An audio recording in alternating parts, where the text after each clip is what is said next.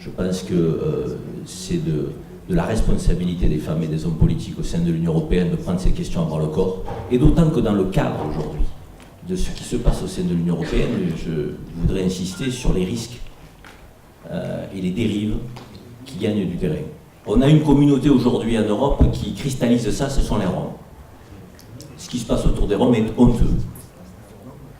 Honteux car il y a 6 millions de Roms au sein du continent européen, principalement basés en Roumanie, Bulgarie et Hongrie, mais les Roms sont des Européens.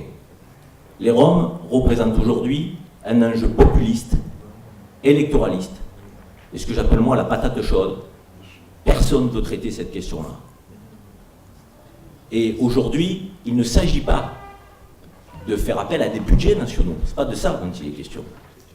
Parce que souvent, on met en avant l'idée qu'il y a tellement de pauvreté qui gagne du terrain en Europe, qu'il y a des choix et que donc, pris par les contraintes budgétaires, on ne pourrait pas faire état d'actions éducatives, sanitaires, citoyennes à l'égard de la communauté européenne. C'est faux.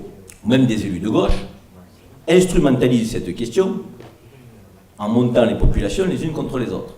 À chaque échéance, on voit la montée des populismes, la montée de ceux qui prônent des thèses xénophobes. Donc, plus que jamais dans ce contexte, nous avons le devoir sur le plan politique d'être très offensif.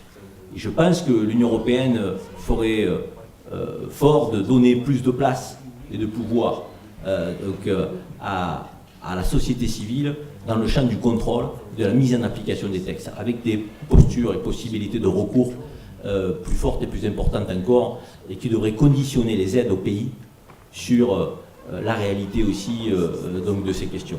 Dans tous les pays européens que je visite, moi aujourd'hui, je vois la montée de l'extrême droite.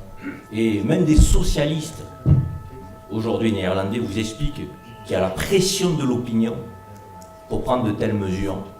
Sinon, effectivement, c'est l'extrême droite qui prend le pouvoir. Donc, je pense que c'est pas au moment où nous parlons que sur le plan politique, il faut faire signe et œuvre de faiblesse.